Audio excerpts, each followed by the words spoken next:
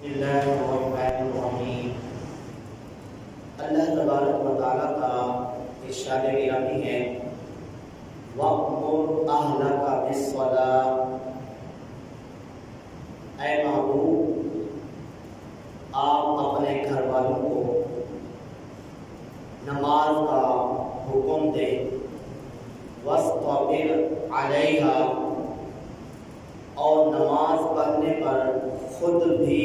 ڈٹے رہیں۔ لا نسألک رزقا، ہم آپ سے رزق کا سوال نہیں کرتے۔ اس آیت مقدسہ میں اللہ تبارک و تعالی نے ہمارے آقا کریم صلی اللہ علیہ وسلم کو ایک آرڈر جاری فرمایا۔ وہ کیا آرڈر ہے؟ محبوب جس طرح ہم نے آپ کو نماز پڑھنے کا حکم دیا ہے، اسی طرح آپ بھی اپنے گھر والوں کو نماز پڑھنے کا حکم دیں، اور ساتھ تاکید فرمائی گھر والوں کو نماز پڑھنے کا حکم دینا ہے تو اپنے آپ کو نہیں بھولنا، خود بھی نماز پڑھنی ہے۔ اسی لیے جب یہ آیت اتری، ہمارے آقا کریم صلی اللہ علیہ وسلم حضرت علی رضی اللہ تعالی عنہ کے گھر 8 مہینے تک صبح صبح جاتے رہے، اور جا کے ان کو فرماتے الصلاۃ رحمکم اللہ انما یرید اللہ لیذھب عنکم الرجس اہل البیت ویطہرکم تطہیرا۔ یہ اللہ کے فرمان پر عمل کرتے ہوئے حضرت علی رضی اللہ تعالیٰ عنہ کے گھر حضور تشریف لے گئے، ان کو بھی اور اپنی رخت جگر حضرت فاطمہ رضی اللہ عنہا کو بھی نماز پڑھنے کا حکم دیا، اور اس طرح ان کو تاکید فرمائی، جس سے ہمیں بھی سبق ملتا ہے۔ ہم جس طرح خود نماز پڑھتے ہیں، اسی طرح ہم اپنے گھر والوں کو بھی، اپنے بچوں کو بھی نماز پڑھنے کی تلقین کریں، کیونکہ آقا کریم صلی اللہ علیہ وسلم نے ارشاد فرمایا مروا اولادکم بالصلاۃ وهم ابناء 7 سنین، جب بچہ 7 سال کا ہو جائے تم اسے نماز پڑھنے کا حکم دو، وَاضْرِبُوهُمْ عَلَيْهَا وَهُمْ أَبْنَاءُ 10 سنین، جب بچے 10 سال کی عمر کو پہنچ جائیں پھر تم ان کو نماز نہ پڑھنے پر مارو اور ان کی پٹائی کرو۔ جس سے معلوم ہوا کہ ہمیں بھی اپنے گھر والوں کو نماز پڑھنے کی تلقین کرنے کا حکم ہے،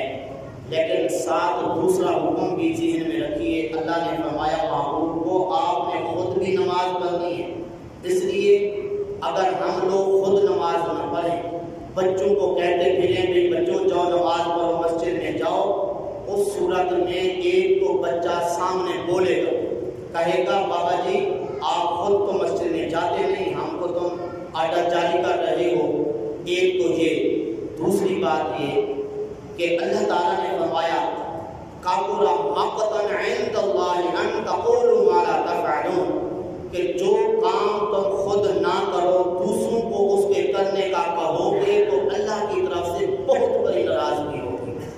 اللہ اس سے بہت ناراض ہوتا ہے کہ بندہ جو کام خود نہیں کرتا دوسروں کو کہتا پھر رہا ہے کہ تم یہ کر لو۔ اس لیے کوشش کریں اپنے گھر والوں کو نماز پڑھنے کا حکم دیں، جس طرح ہمارے آقا کریم صلی اللہ علیہ وسلم حضرت علی رضی اللہ تعالیٰ عنہ کے گھر پر جا کے ان کو نماز کی تلقین فرماتے، اپنی رخت جگر کو بھی، حالانکہ وہ بالغ تھے، شادی شدہ تھے، پھر بھی آقا کریم صلی اللہ علیہ وسلم نے ان کو نماز پڑھنے کی تلقین کی۔ اب سوال یہ ہے کہ کس طرح ہم اپنے گھر والوں کو کہیں؟ ظاہر آج کا تو نازک دور ہے، ویسے بات نہیں کر سکتے گھر والوں کو، جی تو کس طرح ہم ان کی تربیت کریں، کس طرح نماز پڑھنے کی تلقین کریں؟ ویسے ہمارا کہنا نہیں مانتے گھر والے، جس طرح آج کل نفسا نفسی کا دور ہے، آپ کو پتہ ہے ہر گھر کے اندر کیا کچھ ہوتا ہے۔ اب کوئی ایسا طریقہ جس سے گھر والے مان کی جائیں اور اللہ کے اس فرمان پر عمل بھی ہو جائے، اس بارے میں ایک بہترین واقعہ میں عرض کرتا ہوں جس سے میں نے خود تجربہ کیا ہے۔ اس کا بہت بڑا اثر ہوتا ہے جب گھر والوں کو بندہ یہ واقعہ بیان کرے۔ ایک اللہ کے ولی تھے جنہوں نے زندگی بھر اللہ تعالیٰ کی عبادت کی، کبھی زندگی میں اللہ کی نافرمانی نہیں کی۔ ایک دن اللہ کی بارگاہ میں عرض کرتے ہیں، مولا پوری زندگی میں نے تیری فرما برداری کی، عبادت کی، اپنی بارگاہ میں اپنے فضل کرم سے قبول فرما لے۔ آگے آواز آئی، اے لعنتی چپ کر جا، آگے کوئی اور جملہ نہ بول۔ یہ سن کر پریشان ہوئے، عرض کی مولا پوری زندگی تو میں نے تیری فرما برداری کی، کبھی زندگی میں یاد نہیں ہے میں نے تیری نافرمانی کی ہو، تو آخر لعنتی کا لقب مجھے کیوں ملا؟ غیر سے آواز آئی کہ تیری بیوی اگر تیرے کپڑے پریس نہ کر کے دیتی، جوتی پالش کر کے نہ دیتی اور تیری خواہش کے مطابق عمل نہ کرتی، نہ جانے کہ تو کتنے اس کو ڈنڈے مارتا اور کتنا اس کو بے عزت کرتا، لیکن آج جو اس نے صبح کی نماز نہیں پڑھی ہے، میری نافرمانی ہوئی ہے، میری نافرمانی ہونے پر تو نے اس کو کچھ بھی نہیں کہا، نہ اس سے پوچھا ہے کہ تو نے نماز کیوں نہیں پڑھی، اور نماز کی تلقین بھی تو نے نہیں کی، نہ تیرے دل کے اندر افسوس ہوا کہ آج میرے رب کی نافرمانی میرے بیوی نے کر لی ہے۔ تو وہ اللہ کے ولی تھک جاتے ہیں، بیوی کو کہتے ہیں، دیکھ پوری زندگی تیرے سامنے میری گزر گئی، اللہ کی کبھی نافرمانی نہیں کی، لیکن آج اللہ کی بارگاہ میں نے عرض کی ہے میری عبادت قبول فرما لے، آگے تیری وجہ سے مجھے لعنتی کا لقب دیا گیا ہے کہ تیری بیوی نے نماز نہیں پڑھی، تو اس طرح تیرے دل میں افسوس بھی نہیں ہوا، نہ تیرے چہرے کا رنگ تبدیل ہوا، تو اس طرح اللہ کی طرف سے مجھے تیری نماز نہ پڑھنے کی وجہ سے مجھے لعنتی قرار دے دیا گیا۔ بیوی نے کہا میں توبہ کرتی ہوں، آئندہ کوئی نماز نہیں چھوڑوں گی۔ اس کے بعد پھر اللہ کی بارگاہ میں عرض کی، مولا اب تو میری بیوی نے توبہ کر لی ہے، اب تو میری باتیں میری ریاضتیں قبول فرما لے۔ اللہ نے فرمایا اب تمہاری ساری باتیں ریاضتیں قبول ہیں۔ اس طرح یہ باتیں اپنے بچوں کو، اپنے گھر والوں کو سنا کے اپنے گھر والوں کی تربیت کی جا سکتی ہے، لیکن افسوس کہ آج کل لوگ نفسا نفسی میں ہیں، روزگار کے چکر میں ہیں، دن کو رات کو بڑی دیر تک رزق کمانے میں دکانوں پر رہتے ہیں، رات کو آتے ہیں کھانا وانا کھا کے یا تو دوستوں کے پاس چلے گئے یا ادھر ادھر گھومتے رہے، گھر کے اندر بیٹھنا نہیں آتا۔ لیکن یاد رکھیے گھر کے اندر بیٹھنے کا کیا فائدہ ہے؟ آقا کریم صلی اللہ علیہ وسلم نے ارشاد فرمایا کہ گھر کے اندر آدمی کا بیٹھنا میری مسجد نبوی میں 1000 مہینہ اعتکاف کرنے سے بھی بہتر ہے۔ ذرا غور فرمائیے، گھر کے اندر بیٹھنے کے کیا فوائد ہیں؟ اپنے بچوں کو پیار دینا، اپنے بچوں کی تربیت کرنا، دیکھنا کہ بچے کھانا کیسے کھاتے ہیں، بیٹھتے کیسے ہیں، ان کی تربیت کرتے رہیں۔ 1000 مہینہ مسجد نبوی میں اعتکاف کریں، اس سے بھی زیادہ ثواب ملتا ہے گھر میں ٹھہرنے کی وجہ سے۔ لیکن افسوس ہے کہ سارا دن کام کرتے رہے، جب گھر پہ آئے بس منہ دکھایا، پھر ادھر ادھر گھومتے پھرتے رہے، کبھی کسی کے پاس کبھی کسی کے پاس۔ آخر بچوں کا بھی حق ہے اور بیوی کا حق ہے، ماں باپ کا حق ہے، وہ بھی دینا چاہیے، لیکن ہم لوگ کمانے کے چکر میں نمازیں بھی چھوڑ دیتے ہیں۔ وہ جی مہنگائی ہے، کس طرح گزر اوقات کریں گے، بچوں کا گزر اوقات کیسے کریں گے، ان کے اتنے اخراجات ہیں، عید آ رہی ہے، فلاں فنکشن ہے، تو اس طرح یہ خرچے ہم کہاں سے لیں گے؟ چھوڑو جناب، کیا روزہ رکھنا ہے یا نماز پڑھنی ہے؟ اللہ فرماتا ہے نحن نرزقک، ہم تجھے بھی رزق دیتے ہیں، تیرے بچوں کو بھی رزق دیتے ہیں۔ لا نسألک رزقا، ہم نے تیری ٹھیکیداری، تجھے ٹھیکیداری ہم نے نہیں سونپی کہ تو ہی رزق دے، بلکہ رزق کا ذمہ ہم نے خود لے رکھا ہے، ہم نے ہی تجھے بھی کھلانا ہے، تیرے بچوں کو، تیرے گھر والوں کو کھلانا ہے، تیرا کام ہے۔ ہماری نماز بھی پڑھ، روزے بھی رکھ، حج بھی کر، جو جو فرائض ہیں وہ بھی کر، لیکن جو رزق کے اسباب ہیں وہ بھی تو اختیار کر۔ ایسا نہیں کہ تو بس 24 گھنٹے دنیا کمانے کے چکر میں رہ جا، بلکہ آقا کریم صلی اللہ علیہ وسلم نے بہترین ہمیں نصیحت فرمائی۔ حضرت انس فرماتے ہیں آقا کریم صلی اللہ علیہ وسلم نے فرمایا جو آخرت کی فکر کرتا ہے اللہ تبارک و تعالی اس کے دل کو غنی اور بے نیاز کر دیتا ہے، اور فرمایا کہ دنیا اس کے پاس ذلیل ہو کے آتی ہے، اور جو دنیا کی فکر رکھتا ہے اللہ اس کے سامنے محتاجی رکھ دیتا ہے، اس کے بکھرے ہوئے کام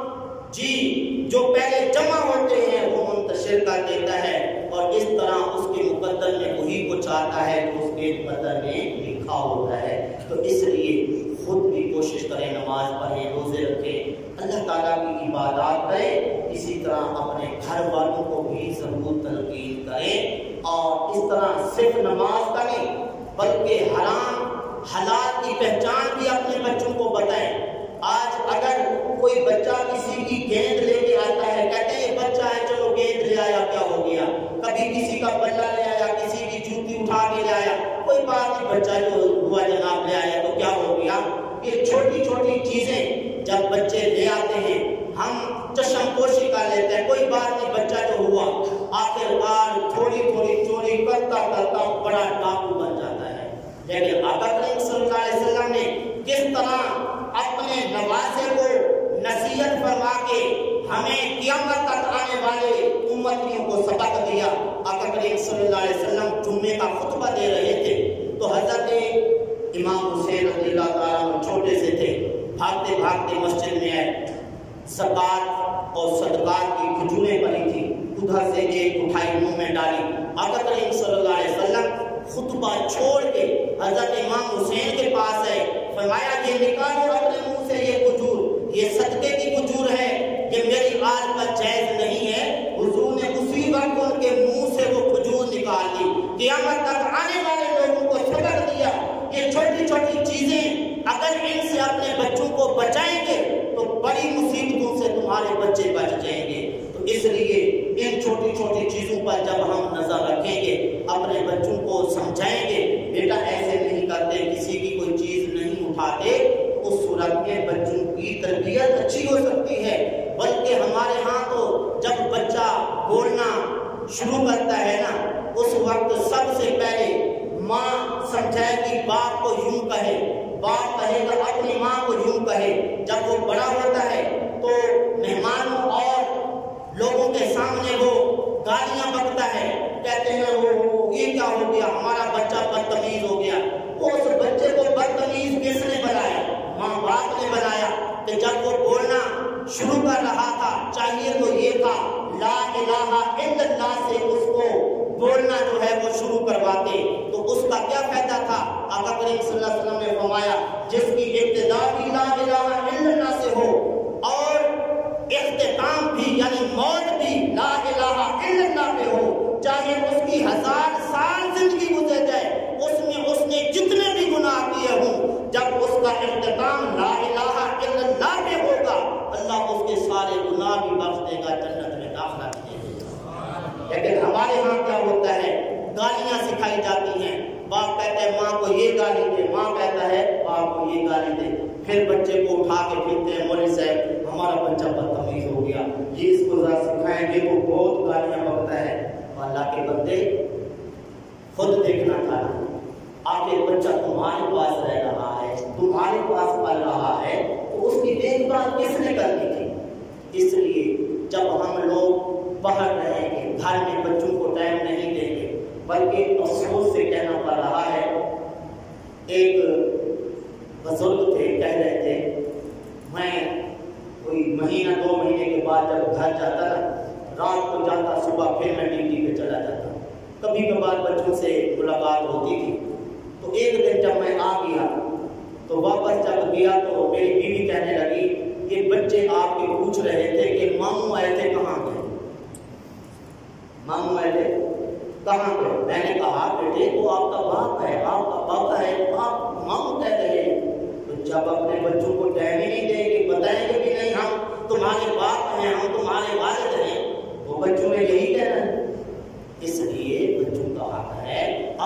صلی اللہ علیہ وسلم 24 گھنٹوں کے 3 حصے کرتے تھے، ایک حصہ صحابہ کرام کو، ایک عبادت کو اور ایک اپنے گھر والوں کو۔ اس لیے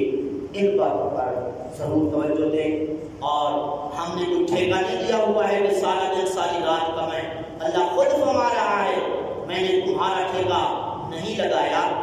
میں نے صرف اتنا کہا ہے کہ تم اسباب اختیار کرو، تمہارا کام ہے دکان پہ جا کے بیٹھ جاؤ، تم جا کے نوکری کرو، باقی رزق میں نے دینا ہے، اور اس طرح تھوڑا دوں یا زیادہ دوں، لیکن ہر صورت میں تم نے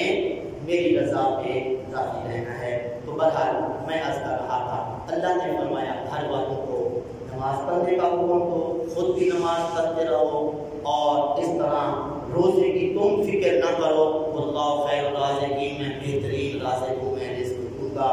اور باقی تمہیں بھی رزق دوں گا، تمہارے بچوں کو بھی دوں گا، اس لیے تمہیں ٹینشن لینے کی ضرورت نہیں ہے۔ دعا ہے اللہ کی بارگاہ میں جو کچھ کہا صحیح سے عمل کی توفیق عطا